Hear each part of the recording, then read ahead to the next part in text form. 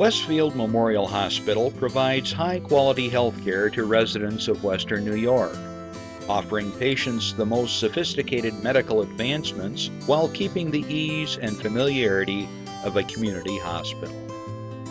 Support for Chautauqua Sunrise has been provided by WRFA 107.9 FM, Jamestown's public radio station, streaming online 24/7 at WRFALP.com. Low power to the people. Chautauqua Sunrise is made possible by a grant from Fredonia Place, a continuing care retirement community providing dignity in a modern luxury environment. Meter's Restaurant, a family tradition for over 50 years in downtown Ripley, is a proud supporter of Chautauqua Sunrise. Meter's provides all-day dining, banquet services, and custom catering, specializing in pie. Funding for Chautauqua Sunrise is provided in part by the Chautauqua County Industrial Development Agency, with offices in Jamestown and Dunkirk, helping businesses to prosper throughout Chautauqua County. From supporting people with disabilities to enjoy great lives, to providing health care services that are available to anyone, the Resource Center has been improving our county for more than 60 years. Learn more about how the Resource Center makes a positive difference in people's lives.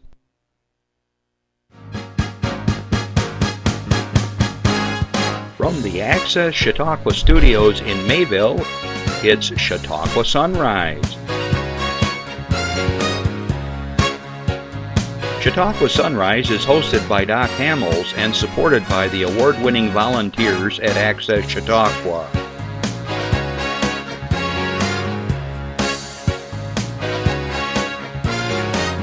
We are here to share local news, colorful interviews, and events of interest to everyone. Chautauqua Sunrise is broadcast live Saturday mornings each week from 9 to 10 a.m. Send events via email or call us live. Check us out on YouTube and Facebook. And now, from the Access Chautauqua Studios, it's Chautauqua Sunrise. Hey, good morning, everybody. Well, it's that Halloween time of year, isn't it? And the rain is once again on the weekend. Randy, I think this is like the 8th or 9th weekend in a row we've had rain. What the heck? Anyways. We come next week. Next week? What's next week? Late stuff. No. Snow? Rumor has it. Rumor has it. I know my wife's already been prepping me. Anyways, good morning, everybody. Good afternoon, wherever you are in the world. Oh, it's kind of a foggy, kind of a gross morning, but we're trying to shed a little sunshine into your life here at Chautauqua Sunrise. Hey, I hope you're doing well, and good afternoon to all our friends in the Ukraine. Natalia and friends, good morning. Hope you're doing well and hanging in there. It grinds on, I know. We are all watching you on the news, so please be safe. And as well as our friends over in the Middle East, and just hope all these things come to a conclusion that's good for everybody. So sad to watch. It's Breast Cancer Awareness Month, and I see my other hand. I can't never do that. Every week it's the same thing. My reminder that it's time that year to get your mammograms if you're scheduled to, and don't be a procrastinator. Get out there, get it done. And I know I've talked to a number of folks that have had it done, and it's not necessarily the most pleasant thing in the world to do, but on the other hand, it's like anything else. There's certain procedures. If you do it now and do preventative investigations, you're gonna be glad you did. And I'd like to remind you that Westfield Memorial Hospital has prosthetic breasts that you can actually test when you're there, and you can feel lumps. They're like it's a synthetic rubberish kind of a model, and I was president of our Rotary Club that bought these, and you can actually feel where a lump might be. And remember, men should check themselves as well because they're not immune to breast cancer. Okay, as we go along, you know this is a live show, and you can give us a call at 753-5225 throughout the show if you have a question for myself or my guest, if you have a comment, if you want to talk about some event or a fundraiser that you have. There it is. Thank you, Jeff. Once again, 753-5225. If you are watching this later in the week and you say, I forgot to call in, email us at chautauquasunrise@gmail.com. Be happy to help you out. It's free of charge, and we, as you know, have a lot of community events that are going on, and we're part of the media sources, so we're happy to help you. You know, this seems hard to believe, Randy. This is show 483. We are creeping up on 500. Hoo-wee doggies. That's a lot of Saturdays. And the crew is very proud of what we do here, and so I hope that you feel the same way. And we get a lot of nice feedback from people in the community as well. So glad to be able to help you all out with information as we go. I want to say good afternoon to all my listeners on WRFA 107.9, low power to the people on Tuesdays at 1 o'clock that listen to us on the radio. We're so glad that we're able to bring information that we have on this side of the county over to that side of the county and spread it out, because we are limited to a certain region through Spectrum, Channel 1301. But Dennis Drew and I worked this deal out a long time ago where we do a quid pro quo. We talk about them, they talk about us, and we have a handshake agreement. And so glad to be able to, spread the good stuff. Yes.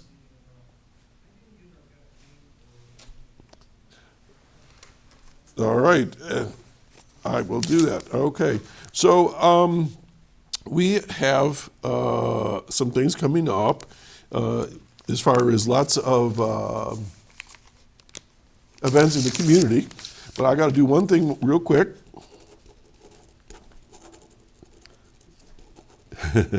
For my guest that needs to do this for me. Okay, and then Randy is going to be my little messenger here. Okay, so one of the things I was going to mention is, once again, the grape harvest. We're in the middle of it right now, and it's kind of coming to an end, and that's going to be our theme today, is that we are going to be talking about agriculture here in Chautauqua County, and especially the grape industry. For those of you that are in different parts of the county where you don't necessarily see grapes, you come out here where we all live, and it is a huge industry. You know, some counties of the country have dairy, some have apples, some have cherries, some have whatever, but this is grape country. And we've had people here on the show that have talked about the thousands of acres. I mean, it's thousands and thousands of acres of grapes, and we should be very proud and supportive of our grape growers and in the agricultural industry as a whole. So we're going to be talking about some interesting facts and facets of that today with my guest who's waiting in the wings. But where I want to go with that is remind you that they are harvesting. And for instance, right now, we were talking before the show, the fog is pretty thick. They're out there picking grapes. And you know just as well as I do, if you come up something on a vehicle fast in the fog, sometimes you don't have time to stop and you have a problem. So be mindful, especially if you're out in 5 and 20 on the what I call the western or the northern part of the county, northwestern part of the county. You very well may be running into folks that are harvesting, crossing the main roads to move the bins to their bigger trucks, and then they take it to Welch's or wherever for processing. So it's kind of a busy time right now along those roads. So please be very careful for yourselves and for our friends in ag. Last week I had Kev Rowe here, and what a fine musician he was. Well, you know, Kev is an example of what people are doing today. And you might say, what are you talking about now? All right, we talk about social media all the time and the goods and the bads. Well, Kev is one of those that does the good stuff, all right? What Kev did last week is he took just one part of the show, I would say it was probably about 3 minutes, Randy, and he sliced it out of the show, and he posted it, and as of this morning, he had 8,900 views of that little clip. You can do the same thing. And one of the areas or places you could do this is at the Lakeshore Center for the Arts. If you're a commercial adventure, they have a fee that they can charge you to do this. If you're not for profit, you can do this. But social media is part of like what we do every day now, right? We read the paper perhaps, we read a magazine. Well, online happenings are where people are going to see things or read things or listen to and so forth. And so that was just an example of how fast you can post something and get it out to your friends or other people that you're trying to influence out there. I talk about the Oak Island Plus show that Jim McQuiston and I have developed for the video podcast that we do, Oak Island Plus. And we're closing in on 13,000 views for our 6 shows. So it's out there, and this goes around the world. So Lakeshore Center for the Arts has the Innovation Studio, and that's something that a bunch of us are involved with here in the community, and that's something you might want to take a look at if you're interested in promoting your business. There it is, a commercial for you guys. All right, Halloween is coming up, and we all know that this is kind of a fun time of the year and also kind of a safety type of year. So I always encourage people to remember flashlights, shiny, what do they call that? I want to say luminescent, but something that will show up in the dark when you shine a light on it, and make sure the kids are safe and you're accompanying them and checking out their candy and all that stuff. So I got a bunch of announcements to go through, so a lot of them are Halloween related. So let's see what we got. Okay, full foliage walks. This is just down the road. Over the Johnson Estate Winery, they're doing these walks. Here's your chance to take a relaxing walk in the vineyards, sample grapes where they haven't been picked yet, and to enjoy the fall foliage at the Johnson Estate, which is just down the road on Route 20. This is a self-guided tour. They provide you with a map and directions. After the walk, enjoy 3 samples of their wines in a fall food pairing in the tasting room. Advanced reservations are recommended. Note on shoes and so forth. Please wear appropriate walking shoes, hats, and outerwear. Hard rain cancels this walk with a refund, of course. Children who can happily walk for 60 minutes with their parents and well-behaved dogs on leashes are welcome. It's $25 a person for 16 years on up. Wine club members, $20. Be sure to log into your account online and johnsonwinery.com. So I talk about these things because it's good for our community to know what's going on, and I like to promote some of the businesses in the area when I can. Moving along, trick or treat at the Fenton today. Oh, I'm sorry. Those foliage walks are, I guess it's from here on out. It doesn't really give me any dates. So I guess next few weeks anyways. Trick or treat at the Fenton is today at 4 o'clock to 6 o'clock. And that's at the Fenton History Center and Mansion in Washington Street in Jamestown. Come trick or treat at the historic Fenton Mansion, 67 Washington. Admission, $10 for adults, children 17 and under, free. Members, free. Experience history as you walk through the museum, collecting tricks and treats on each floor. There will be a scavenger hunt, a craft to make, to take home, and refreshments. Sounds like a lot of fun. If you want more information, go to FentonHistoryCenter.org. That's today from 4 to 6. Story time and costume parade today, 12:30 to 1:30 at the Prendergast Library on Cherry Street. Join the Prendergast Library for a special Saturday story time at 12:30. Kids and adults are welcome to wear a costume. Stories will focus on fall, pumpkins, and fun about dressing up for this time of year. After story time, we'll go on a parade around the library to show off our costumes, and each child will receive a free book. Well, of course, you're at the library. No registration is required. After the event, attendees are welcome to enjoy open play in the makerspace.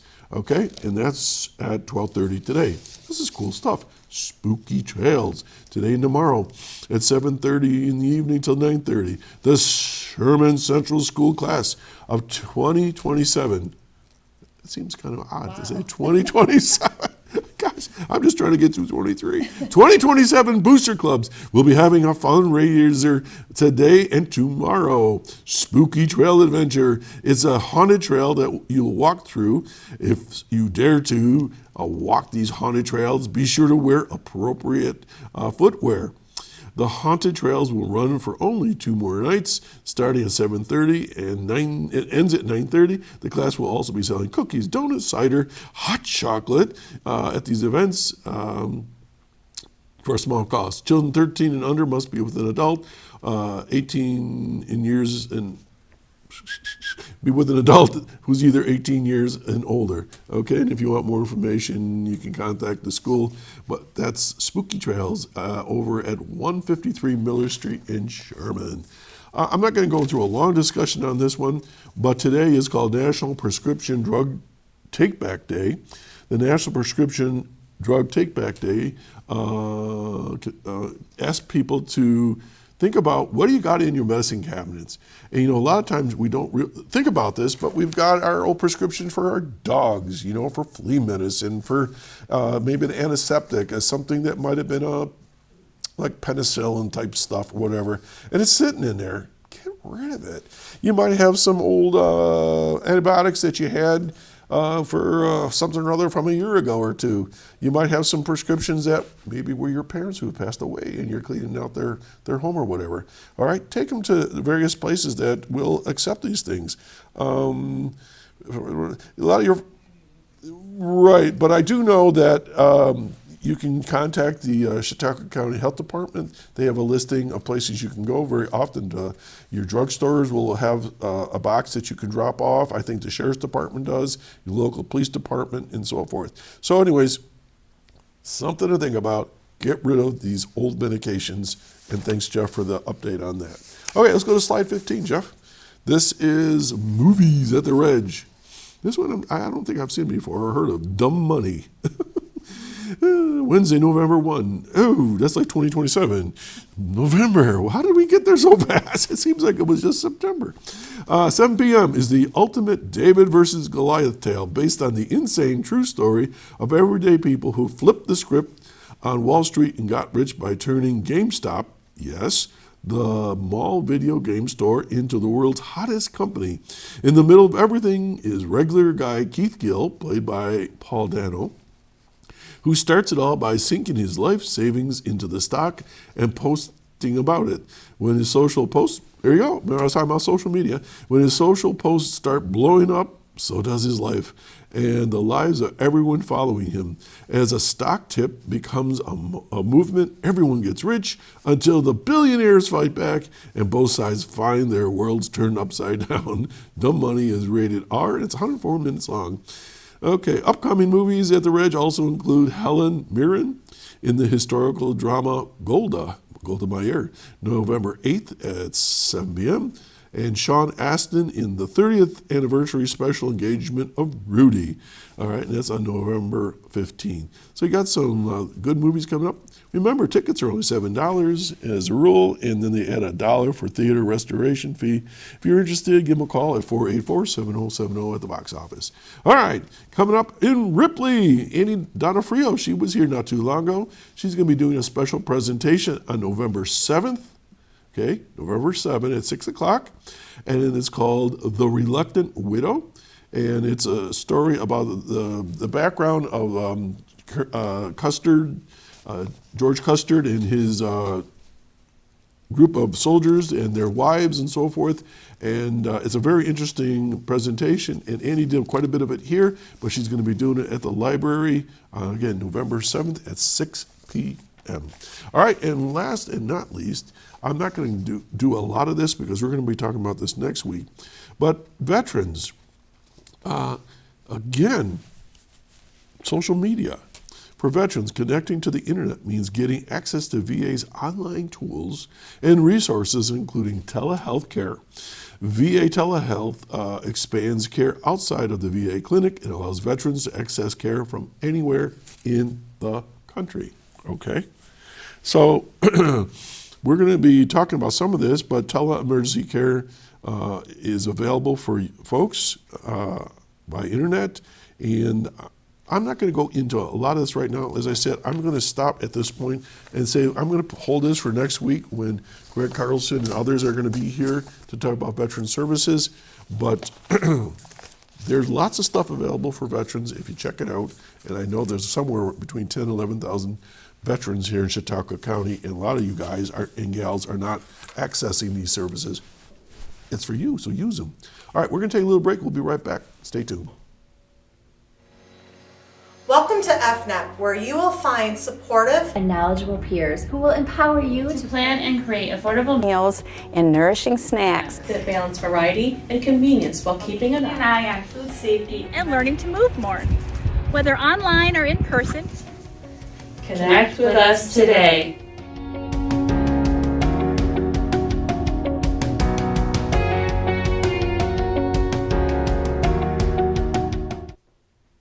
Food, one of those things we sort of like need, we don't realize how much food is produced here in Chautauqua County, and I mentioned grapes and apples and things like that. So in order to do all that, you need people that are supporting all that, and that's scientists. And I have a scientist here today. My good friend Jennifer Phillips Russo is here in the house. And you and I were talking about that little bugger, the spotted lanternfly. We've talked about good practices for agriculture. We've talked about grape harvesting and production. So welcome back. Thank you so much. I always love being here. I was thinking, as I did last time around, was when we first met, you were working on your degree, you were writing a children's book for your kids, and that's how I had you on the show. And then we just got friends on Facebook, and I've been kind of following your career a bit, and now you're like working on your doctoral degree, and you're like, wow. Yeah, wow. It's been quite a ride, but I enjoy every minute of it. So Absolutely. Well, you're high energy, and I do enjoy talking with you. And I mean everything I said about the agriculture industry.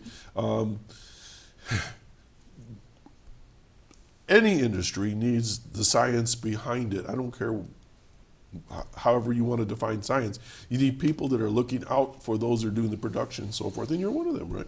yes, I am. Thank you very much. So I should probably give my official title. Ta-ta-ta-ta! So I work for Cornell University, and I am the viticulture extension specialist for the Lake Erie Regional Grape Program. Okay. So And viticulture is Latin for grape, right? yes, so I am a grape scientist, really. How did you get involved with that? I was asked to join. There's a federal grant program called the SCRI, which is Specialty Crop Research Initiative Program, that Dr. Terry Bates was able to secure to help bring precision and digital viticulture to this area. And he had noticed my research skills that I was doing in the water industry on Chautauqua Lake and asked me to join his team.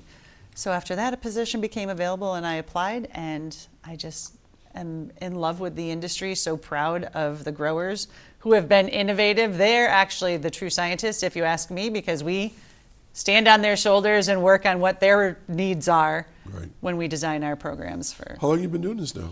almost 6 years. Really? Yeah. Wow, that's amazing. Yeah, I remember you were into water there in the early days, and now you're into grapes. But it all goes together, right? It all goes together, absolutely. So the grape industry has been in Chautauqua County for a long time, Over 150 years. and without going into a big history lesson, I do know that the grapes were introduced by somebody from Concord, Massachusetts. Somebody, I can't remember his name. I want to say Moses, Ephraim but Bull and somebody. Ephraim, yeah. Yeah, that's right, Ephraim Bull. And if we go to the Grape Discovery Center down in Westfield, there's that whole history of the industry, and it's really, really, really cool. And it's, go ahead. Oh, sorry, I just wanted to interject because there's a little bit of a, I don't want to say controversy as to who actually came up with this first, but all over the world there's a thing called a grape harvester that helps like shake the vines to get the fruit off to make it more easy to harvest, I guess you could say. And we're doing a lot of mechanization now that we're having more and more labor issues. But the grape harvester was originated right here in Chautauqua County In Ripley, New York, the Orton boys. The Orton boys, right, Roy Orton. I talked to, let's see, it would be Roy, and he actually wrote up a piece for me showing that I have at my house as a town historian that he and his, I believe it was his uncle, had done the schematic of the original grape harvester and then contacted Cornell, which is you're involved with, right? Right. Do I have that right? Absolutely right. Sometimes I get it right up in here. Sometimes it gets a little crossed up. But Roy and I talked at great length because, as you say, there's a bit of a controversy, where they come from. But as far as we know, I think it was back in the late 60s. I believe it was in that era, right? Yes, and it amazes me that it's right here in Western New York due to the necessity of our growers, just how innovative they are. So at Cornell University, when we're doing extension, we talk about bringing research-based solutions together with local knowledge, and that's where the magic happens. They have been farming this land for over 150 years. They know everything that they want to have happen and their obstacles and barriers to that, and then we come in with levers to try to make that happen with them. But the fact that they're so out of necessity, innovative, this harvester is all over the world. Yeah. In every grape growing region in the world, there's pretty much a harvester you can find there. And go ahead, Roy and his uncle, right here in Western New York. Right. And if you've never seen a grape harvester, just come through one of our communities at this time of year, and it looks like this thing from Tron, right? I mean, it's huge, and it's probably like 2 foot just under the stoplights, and it's probably almost as wide as the road lane is, and a car could almost go under it, right? Yeah, well, yes, so a bike at least. I bet you've done this. I bet you've done this. You've ridden with them, right? Oh, absolutely. Bob Bentley, when he was in the grape industry, owns Meters with his wife there. He called me up one day. He said, "You want to ride along?" And I go, "Oh, sure. I've never done this before." I was shocked how it worked, and the way that they adjust the vacuum so it doesn't bust the grapes, berries, and how it pulls them off the vine and puts them in the trailer and all that. It's very impressive. And all that takes science. So have you been a bin tender? I have been. So funny. I was just thinking about that this morning with this weather. So we've kind of gone away from bins, and there's a movement, not all the way, but there's a movement to bulk harvesting. And I haven't had to bin tend in a couple of years. Let's tell folks what a bin tender is, because I know what it is. So you have to trail behind, leaning over the bin that is collecting the grapes that's coming off of the harvester, pulling, we call it materials other than grapes or mog. Anything that is not a grape, you have to pull out of that bin as they're harvesting. And more grapes are falling in on top of you. So there's been, many things that I've saved. Snakes, mice. I didn't know if I wanted, and people are like, what? Well, it's in nature, right? That's where they live. And my son Justin, I remember one of the early jobs he had, he was a bin tender, and he was telling me stories about that. So the harvester goes over the grapevine, and you have the tractor in the next row over, paralleling it with some kind of a container, and then they shoot the grapes into there, and they've even changed that whole process. Very well choreographed. It's an amazing thing. And they used to have the bins were just the little boxes. Now they got the side ones that flip over or whatever. So it's so interesting to watch. And when I talk to some of the folks in the farming industry, now they're using lasers and they're using computer generated this and that, and who knows, LiDAR for all I know. We are using LiDAR. See, I knew it. So I mean, this is science. This is so cool. So you mentioned obstacles and barriers that farmers in the industry may face. What are they? Climate change is one of them. Excuse me. So we're having more periods of drought and also stronger storm events that are coming through. There's been frost. So with climate change, we are having longer growing seasons, which is great because we are a cool climate area and we have shorter growing seasons than other areas in the United States or of the world. And those are getting longer and longer. So the grapes are beginning to grow earlier and earlier. However, frost-free days are not changing. So there's always a threat of frost after green tissue comes out and the growing season starts. So that's one of the obstacles. Another obstacle, go ahead. You had a question. So basically what you're saying is that they're starting to bud out, or they're starting to grow before they normally should, and they're susceptible to some really tough weather that could slip in and it's really going to do some damage. And they call that, there's a term for that, when I want to say it's frost burn or something like that, or... Yeah, there is frost burn, but there's definitely kill on plants with So this just wipes them out. The burn just puts a little singe on the leaves. Right, but sometimes they just get wiped out. So fortunately for grapes, we have what's called a compound bud. So you have 3 chances if that happens within one bud. The first primary bud has a full crop on it. The secondary bud, if that one should get, anything should happen to that via, cold damage or frost damage or hail, then the secondary bud starts to grow, and that has about a third of the crop on it. And then if something happens to that poor bud, there's a tertiary bud, which is just green vegetation. That's basically the plant's way of saying, please just let me get into the next generation and produce some photosynthesis. So. Huh. I recall something about that, but I didn't realize that was the whole setup. Interesting. So these are pretty resilient plants, aren't they? Biology's cool, isn't it? Yeah. They are resilient plants. They are. People, they'll say, oh, look at all that snow. It's going to hurt the grapes. It doesn't hurt them at all, does it? It does on certain varieties. There are some tender varieties, and I do a lot of work with Dr. Jason Londo at Cornell University, where we monitor cold hardiness on a weekly basis throughout the growing season. So basically, we go out and cut buds off of plants, and I put them in a special freezer and simulate the drop down in temperature over time.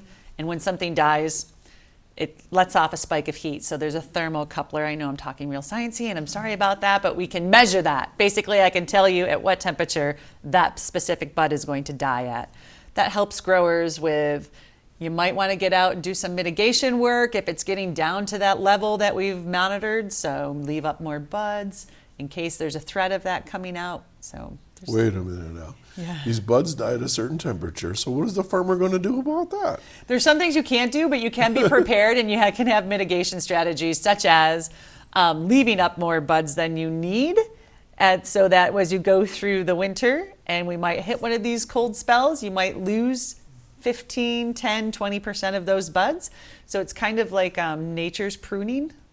And then if you've left up more than you need, then you can still secure a crop after that. For those of our friends that are on the east or a different part of the county, what you're referring to is pruning the grapevines in the wintertime. Yes. Instead of maybe cutting it back to 40 buds, maybe you leave 60 buds. Exactly. Pretty cool for a guy that doesn't do a lot of grape farming, huh? Yeah, really. I Good. keep Here trying I thought to I stop. explained it really well. And Well, that's my job, is to explain it to the rest of the world. I'm listening to you and I'm translating here. But folks, a lot of times, you'll drive through our part of the county, and in the wintertime, you'll see folks out there cutting the grapevine. You're going, well, those people are crazy. But that's the time to do it, right? Because the vines are dormant. sleeping, right? And I was told 40 buds per vine. I don't know if that's the number. I don't know. There's a number that the farmers will use to leave certain amount of the vine. Correct. And they cut off the rest. Correct, but that is also, it's a little bit more complicated than that, because vines are all different sizes, and it's Right. about how much can that one particular vine handle in the next coming year. Yeah. So there's a balance, we call it balancing the vines. So if you have, I don't want to get into all of the technical part of it, but smaller vines need a smaller crop on them. Larger vines can handle a Yeah, that larger makes crop. sense. So you need to be able to do that analysis and leave up. Anywhere between 60 and 80 buds is usually Wow. a good balanced vine, but we have our growers who leave up 100 to 120 buds. Oh, so. see, maybe it was 40 to a side. Well, and if I you're don't- talking about Dr. Nelson Shalis, yes, he was definitely, you should have less buds, which I completely understand and agree with the science, but our growers who are trying to push that envelope a little Pushing the bit. envelope. Well, and just use a similar analogy is if you have an apple tree, and if you let all the apples form and grow, you're going to have smaller apples. Correct. If you thin the apples out or trim the tree back, you'll have fewer apples, but bigger. Bigger It's just selective breeding, really. Exactly. So- The same principle applies. So what I'm hearing is the farmers work with you to figure out how to get more production out of that same vine. Yes. And you don't think about that. You're trying to oomph a plant. And it's not just pruning, it's nutrition of the vine, it's water and nutrient availability. So there's a lot, those are more of the obstacles that are coming with the drought. So it's been very obvious to me because I watch my own water levels. We've got swampy land way in the back of our, behind our property. We just put in a pond and stuff. And we have had rain, but yet it just kind of runs off quick and doesn't stick around, it seems. And where it does collect, it collects, but then is evaporating. So are we in a drought cycle? Right now, and I haven't checked Right now, no, I would say we're not in a drought cycle right Okay. now. But there are a lot of different risk management or flora management strategies that our growers can do to help mitigate that. And one of those management strategies is called cover cropping. So to not let that water shed off, you should have some living material there. So we purposefully plant certain species within the middle row to do a lot of water infiltration, bring in more biology into the soil. So a healthy soil has three things. It's biochemical and physical structures that happen in it, not just the chemical, which is, when we say chemical, I don't mean you're dumping chemicals, I mean nutrition. Yeah. So your Nitrogen nutrients, and yes. things like that, yeah. So Right. what do you plant? Like what? So there's a lot of cereal rye out there. There's daikon radish. And the reason you had mentioned earlier about how large those harvesters are. So Yeah. you can imagine that packing the ground as it's driving through a middle row, and then the grape roots can't really get through that tightly packed soil. So we use daikon radish, which is a long taproot, to go down and break up that compaction. So it brings these larger holes when it then senesces or dies, and allows areas for the grape roots to then explore. I have never heard of planting radishes between the grapes. Yeah. I can't wait to go home and tell everybody. And clovers No, I'm and serious. winter peas, and we plant a lot. So do they use these cover crops for anything before they go to harvest? No, there are They're just throwaways. sort of, but not. There are other people using cash cropping in between, not so much in our region, but it is being investigated. But we actually use the seed from those species that we plant that then reseed themselves. So it's Okay. sort of a self-perpetuating Yeah, so once you cover crop. plant it, it should take care of it. So I just got in my earpiece that the deer like that too. Is that true? They do. The deer do. Like, not so much. We do have some that they go in. You have your occasional deer, raccoon that will eat on some of the berries. Definitely birds when they're ripe. You know, they Right. smell sweet. I want to go in and eat those berries too. So but- long stem, deep radishes. Yes, to break up compaction. Well, that makes Then- sense. Yeah. And then we bring things such as legumes that can, what we call fix nitrogen from the air. So it can take nitrogen gas and make it into food for that particular plant, Now, and then legume is releases like a it. pea, a bean, a peanut, those guys, right? You've got it. Yeah, I see. I like biology. That was my favorite area. All right, radishes in between the grapes. I can't wait to tell everybody about that one. So you can't eat these radishes. I think people do, but not in our industry. Not in our I'm industry. pretty sure there are some cultures that use it. Okay. Wow. Where do I go next? All right. So back to the drought thing. So like last year, it was extremely dry. This year, at some point, it got really dry, and I noticed, like we were talking early on, we call it the June drop with apples and things like that, where the little baby guys they aren't quite as strong on the tree, they drop off. Grapes, I guess, do the same thing. Do they? Yes, we sort of do the same thing, but we are working currently. I have a research project that the New York Farm Viability Institute is funding to try to, during those systems of climate change, we're trying to then have nutrient and water conservation. So to help our plants, because a lot of our plants in this region are non-irrigated. Some of the wine grapes tend, because they're a little more tender, and they also get a higher price point at the end. So there's money to then put in irrigation. Gotcha. But from most of our region, which is Vitis labresca or Concords and Niagaras, they're not irrigated. So we need to find a way to help these plants survive during those times. So we're doing a lot of flora management practices and then monitoring the vine growth from there to see which we can then give best management practices out to our growers on how to do that. So in the past, I used to watch the farmers going down those rows and they're spraying like some killer. I don't want to say any particular brand, but they were burning off the crop, the ground plants. But they don't do that anymore. They do, and that is a standard practice. I'm trying to see if there are other avenues that might be more integrated management strategies. So we're using the cover crops. Yes, we do an herbicide burn down, and sometimes it is necessary, but maybe we can decrease the amount of of what we're using to do that. I'm also trying to just mow it. Can we just mow those cover crops and conserve water and nutrients? Or can we do what's called row crimping? So it's this big heavy roller that's basically crimping over those plants in the middle and bending them over and killing them, but leaving a living, a biomass, because then that holds the water in from evaporation and holds shaded, so it's less the evaporation. The ground's not bare, so it's not getting cracked and dry, and we're holding some water in it. You're really into this, aren't you? I am. I am a science geek. Science. You are really into since a this. small child. This is so much fun. When you were a kid, were you thinking of being a scientist?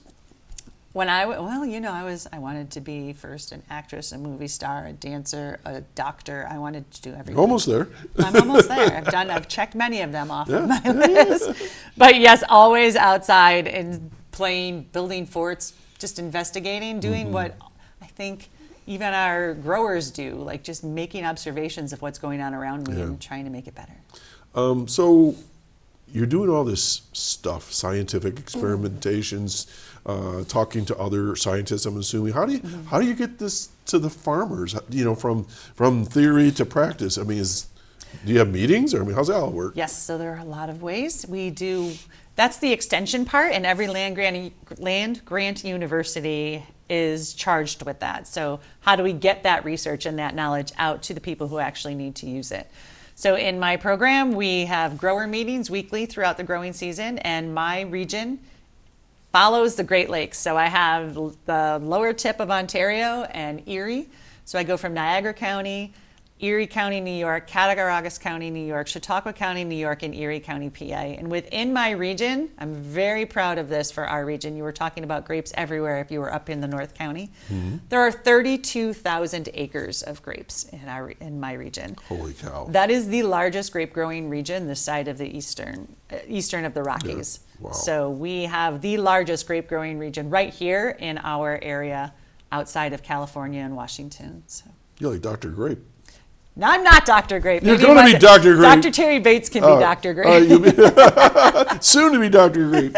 Wow, I didn't know that you covered way up in Niagara County, because that's a fruit belt up there as well. Yes. So for those who are watching right now, why Chautauqua County, western edge of Lake Erie, down into northeast PA, up into Niagara County? Why is this a grape fruit belt? What gives it that special whatever? I absolutely love that question. I know. So it is because of our Great Lakes. I call them Grape Lakes because we grow grapes around here. So they were formed by glaciers, and some of them are really deep, and they act as a climate buffer. And there's also, as those glaciers retreated, they dug out the land, so there's a watershed where you have higher elevations, like up on the escarpment, down to the lakes at the lowest point in geography. So everything runs down into the lake. So we have all of this beautiful tilled soil that the glaciers left behind as it scraped the earth and brought things our way and then retreated. And then we have our lakes that is a climate buffer. So in the wintertime, when it's really cold, that lake has heated up all summer long and it's a little bit warmer. So it sort of buffers our climate. We are not as cold as up on the escarpment and past that. And then in the summertime, it also buffers the climate because it doesn't get as hot as it does in some other areas. So we have this beautiful soil, and then we have these Great Lakes that are helping control our climate, making it a perfect growing region for tender fruits in this area. So. I live on the escarpment, and all the good soil is down below. Yes, it's all come down to us. Every year I try to grow carrots, and they grow like 3 inches long and 4 inches wide. Oh, no. There's no topsoil. It's all clay after a little bit. But, and people don't realize it, that the original lake shore was on the escarpment. I tell people, go in the woods, and you can find fossilized seashells. Right. And they look at me and go like, what are you talking about? It was way up there, because we got, the swampy, mucky, marshy stuff was up there, and then as it receded down, it took all the good stuff and left all the clay and the mud and stuff behind. So yeah, it's really cool. And clay is helpful, though. Like ponds, if you have a clay-lined pond, you're I going to have water, right? I do. That's exactly what we have now. It's filling up little by little, but until it evaporates. But also, when people watch the winter storms, when you listen to the weatherman, they'll say, well, we got a lake effect storm coming, and everybody along the lake goes, Yes. But it's the people in Sherman and Cattaraugus and Bradford. That snow goes zip, and dumps over the escarpment. Yes. And literally, this is a true story. One year I came home, and I looked on my driveway.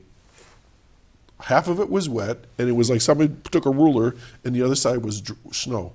it was like the snow just stopped right at one edge, and the rest of it was just rain. And it's everything they say is true.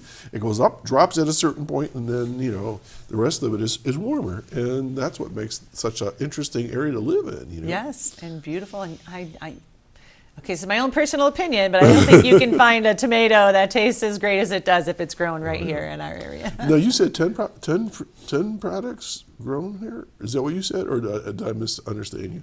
What are the major crops that are grown in the area? There's grapes? Oh, so I don't know all of the agriculture. I'm really focused on grapes, but yeah, I have growers who have grapes, and they have cherries, and they have peaches, peaches, and apples, yeah. and there's a lot of row crops going on. Yeah, and of course you got corn and stuff like that. Right. Okay, so grapes industry in and of itself, what's the direction? And I'll tell you why I'm asking this is because I've heard that some farmers are thinking about maybe they need to downsize their grapes and go maybe, and I'm making this up, some other cash crop. I won't even go into what it is because I don't even know what I'm talking about, other than I've heard that they are going in a little different direction. Are you seeing this at all? I'm not really seeing it in our industry. We are seeing the number of farmers decrease. Maybe that's what I'm hearing. But we are seeing the acreage remain the same. So Okay. that just means that another farmer has purchased it and it's gotten a little bit bigger than previous. So they're conglomerates and so forth. And, yeah. Okay. But I always think that diversification is, I think don't put all of your eggs in one basket. Right. Well, and maybe that's what I've been hearing. As far as you mentioned French hybrids, I think you said something about wine grapes. Okay, so what varieties are they planting? So this is one part of climate change that I'm enjoying, is the fact that growing season is getting longer and longer, so that affords us the opportunity to plant different varieties and play with them. Mm-hmm. And then also breeding programs within different universities coming up with more cold hardy varieties, which is one of the sustainable avenues that we can take for risk management. So there are other varieties out there that are more conducive to growing in our climates. So those are other ways that growers can come over obstacles. But in regards to the kinds of grapes that are around here, we have Cabernet Franc, Cabernet Sauvignon. Those are red grapes, and red grapes tend to take longer to ripen. Mm-hmm. So with a shorter growing season here, it was previously been more difficult, but now as it's getting longer, we're seeing more planted. Mm-hmm. We're seeing there's a Saperavi, there are Cabernet Sauvignon, Chardonnay. Riesling has been a staple in New York because our climate is a lot like Germany, mm-hmm. where it's grown. So Riesling does very well here. We have Cévals. I know there's plenty out there, and I could just keep naming them off, but they're not like the majority of the grapes are Concord and Niagara in this region. So wine grape, is that a growing industry as opposed to the Concord, which is more of a juice, or do they use the juice for wine? I mean, how's that all work? I'm so glad you brought that up. So people, you did not give me these questions ahead of time. I want everybody to know that. I have an inquiring mind. There is sort of this thought that Concord and Niagara are strictly juice grapes, and Concord and Niagara are actually, if you talk to the wineries around here, they will tell you that they are the staple of the wine that sort of keeps the lights on. So in their wineries. Mm-hmm. Concord and Niagara are definitely wine juices. Concords are used in blending of a lot of different varieties, and a lot of it's for color because it's a beautiful purpley reddish color when mm-hmm. you blend it with something. And then a lot of the sweeter wines that are out there there is definitely a demographic for, and that's what a Concord. You can tell a Concord when you put it in your mouth. It's a bubble gum. Yeah. So there's definitely that taste, and people just enjoy it. So it's definitely a wine grape. And raccoons do too. Yes, you know how I know when it's time to pick grapes? I go out and I look for where the raccoon sat on my vines and spit out the seeds in the skin, and it sits just like in a cup on one of the leaves. Do you see that ever? Yeah, we do see it. I go, what's that all about? Isn't that cool about nature, though? So that's the plant's way of saying, I need all the seed dispersers to come and help me get my mm-hmm. genetic material into the next generation. Mm-hmm. So it makes this beautiful smell, the air in mm-hmm. September and October in Chautauqua County. I was talking about that last week. Yeah. You can smell it. It's wonderful. And, a lot of people don't realize that as they're driving down 20, they'll see this mound of pink stuff, and it's steaming. Pumice, yeah. Want to tell folks about that? So it's a byproduct of the pressing. So they deliver their grapes to a producer, and that processor then processes them, and then they have grapes and seeds left over. So many growers take that back and put it back in their fields to use as organic matter and help build up the soil. Okay, very cool. So we've talked about drought, we've talked about a number of things, obstacles, but one of the ones that we talked about last time that I do want to get to is when you were here last, we were talking about the spotted lantern bug there, fly, whatever it's called, and we were going to do an update, especially today, because I want people to know about this thing and so on. So where are we at with this critter? Unfortunately, we have an established population. So an established population means that the bug is breeding in an area. So we know that we've had egg masses, and now we have a colony or a population of breeding adults in Buffalo, New York. Unfortunately, it is a very good hitchhiker. Yeah. And that is how has spread from the quarantine zone in Southeast PA. So I should back up a little bit for viewers who maybe aren't familiar with the bug. The spotted lanternfly is an invasive species that came here from Southeast Asia, and it was first detected in 2014. It came over on a shipment of landscape rock, and then that landscape rock went out into people's landscapes and all of that work, and then the bug just became prolific in our area. It feeds off of 70 different agricultural commodities.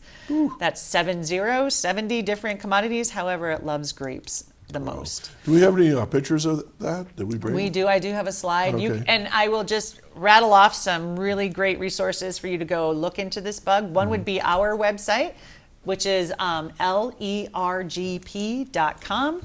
You can look at we call them IPM. Just peruse our website and you will find information on the spotted lanternfly. Another would be New York State IPM, or that's Integrated Pest Management. It's another Cornell website. They have a lot of great resources out there for homeowners as well. And then this is the Department of Agriculture and Markets.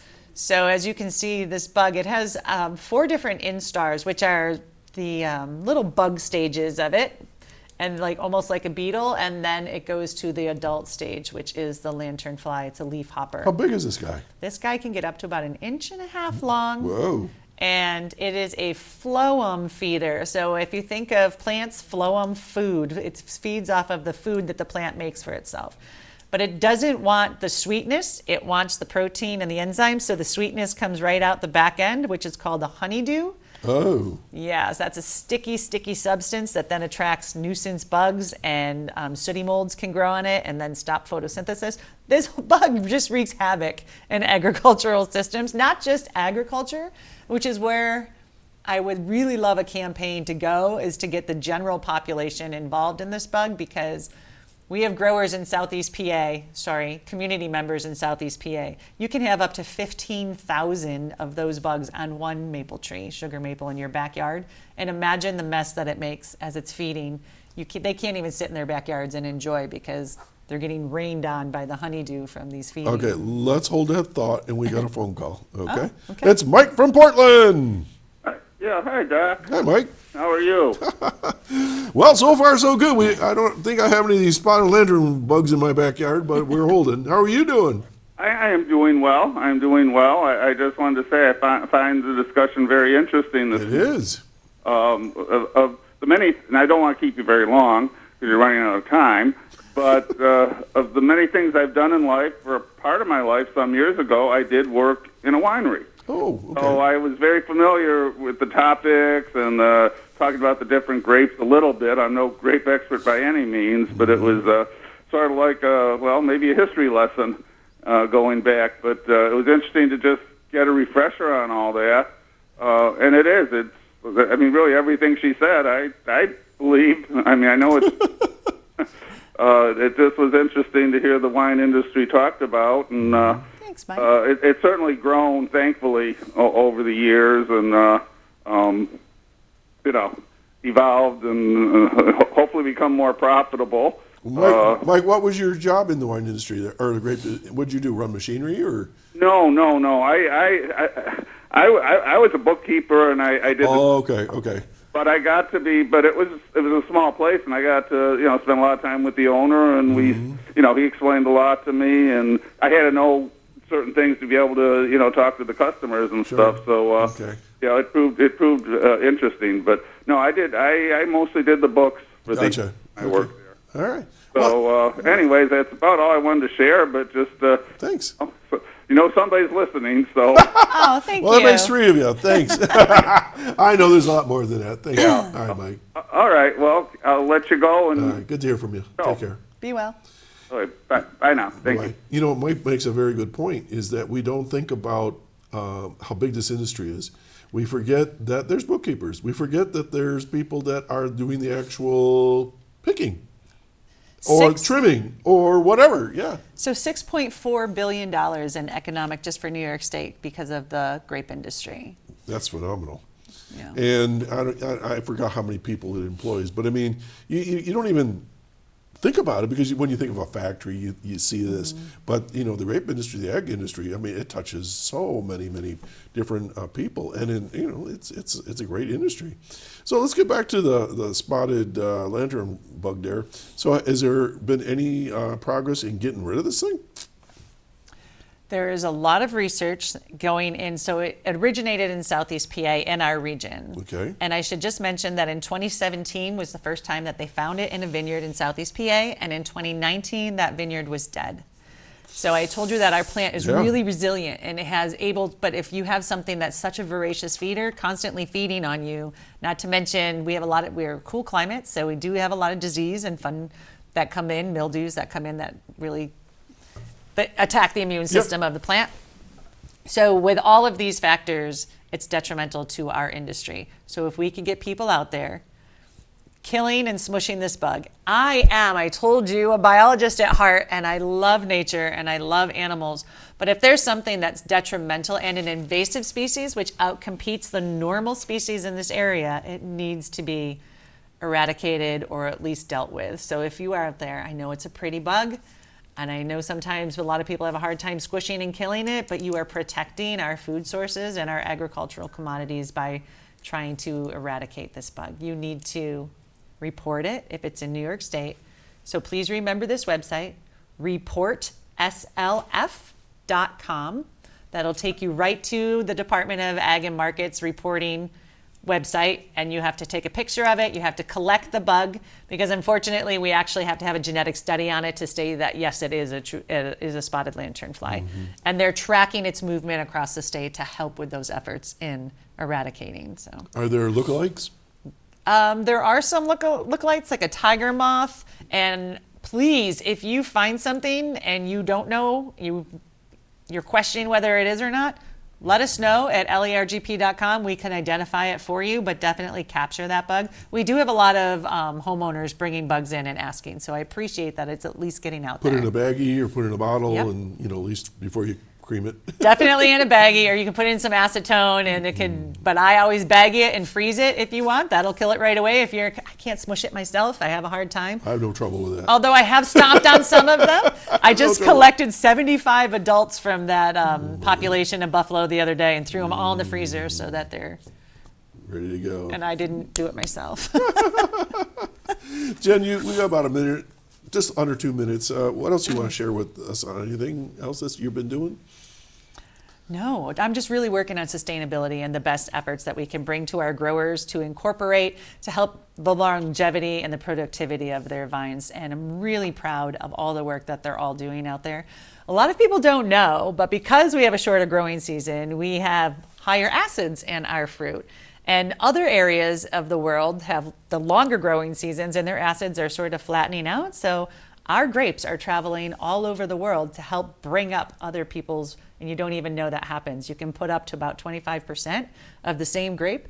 Napa Valley can import some of our juice and not have to tell anybody that it's from Western New York. So really? Yeah. I did not You can know do that. a certain percentage in a bottle. So I'm really proud of how far-reaching our little agricultural, it's not little, 32,000 acres, but our area, we're Western New York. Not many people know about us, but we go all over the world with our grapes. That's pretty amazing. Yeah. Europe? There are a lot, I don't know if Europe's bringing any in right now, but definitely Japan is a big importer of Concord juice.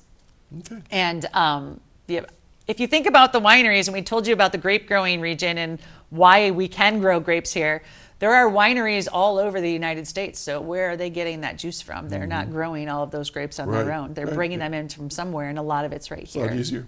Okay, folks, my guest today has been Jennifer Phillips Russo, scientist.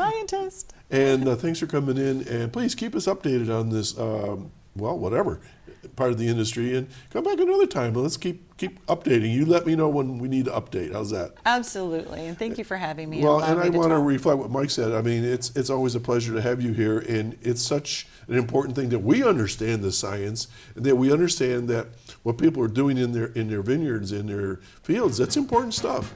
And it sustains life for us. It does. Thank you. No farms, no food. That's right. All right, folks, I hope you found this show just as interesting as I did and everyone else that's listening. Have a great Halloween weekend. Blah, blah, blah, blah, and be safe. Remember, use reflective material when you're out there, flashlights and that. And there we go. So happy Halloween and take care. And we'll see you next week right here on Spectrum 1301 Chautauqua Sunrise with you. Take care. Bye-bye.